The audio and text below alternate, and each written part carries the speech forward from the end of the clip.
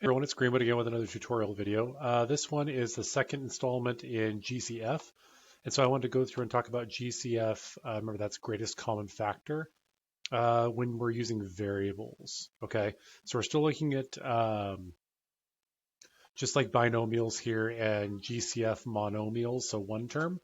And so we'll look at how to do this. Remember, GCF means we're looking for the largest factor the other terms have in common. So we're looking for the biggest thing that we can divide out. Okay. So let's look at this example we have. So we have 16 xx or 16x squared minus 28xxxx, which is x to the fourth power. Okay, so just remember, so x to the fourth power means x times x times x times x. Okay, so that's why we see that. This means x to the fourth power. Okay, so now let's look at our strategies. So again, I'm going to show you this strategy here for common factor. If you need to use the strategy, great. If you can see it intuitively, that's fine too. So I'm going to list all my factors of 16. And what I'm going to do, if you need the calculator, is do 16 divided by 1, which is 16. So 1 times 16. 16 divided by 2 is 8. 16 divided by 3 is a decimal. And so we don't want decimals. We don't care about the decimal ones. So we're not going to write them down after this, but I want to show you that we don't care about them. 16 divided by 4 is 4. No, I use a different color. No, I guess it's good.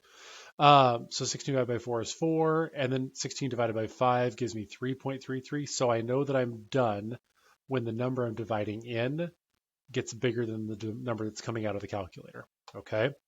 So we'll do 28 real fast. So we have 1 times 28. We have 2 times 7. 3 is like 9.333, I think. So we don't want the decimal. So 4 times 7. Oh, I noticed I made a mistake here.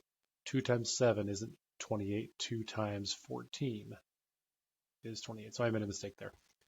4 times 7, 28 divided by 5 is 5.6, I think. 28 divided by 6 will give me 4 something, so 4 is smaller than 6, so I'm done.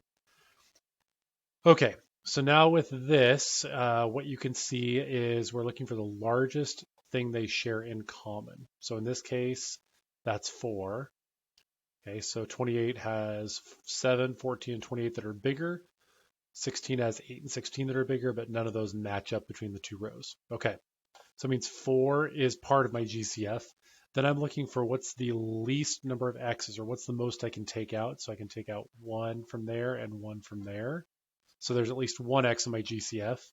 I'm looking for more of them if they are. So I've got 1x there and 1x there. So I've got 2 in both spots. So I'm going to have 2x's in my GCF. Okay, so that means that my GCF is going to be 4. So I'm going to just identify what my GCF is here. So it's going to be 4xx or 4x squared. Okay. So now that we know our GCF, we're going to factor it out. So remember, factor is just a fancy word for divide. So we're going to take 16xx divided by 4xx.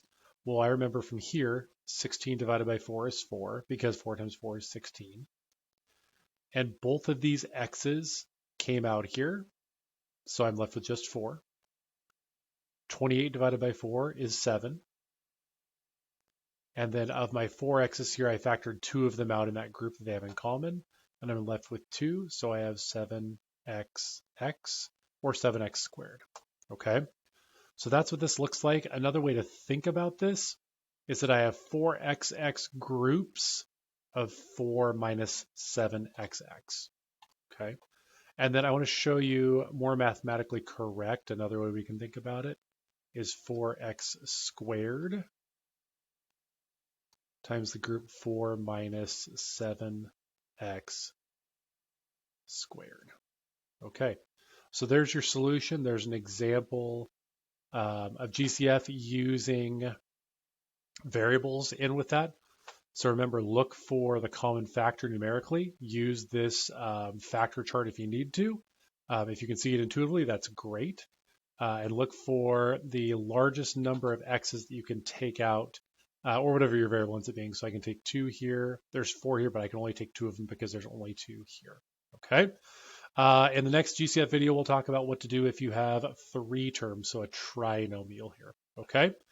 I hope this helped. Hope you have a good one, and I will see you in the next video. Bye.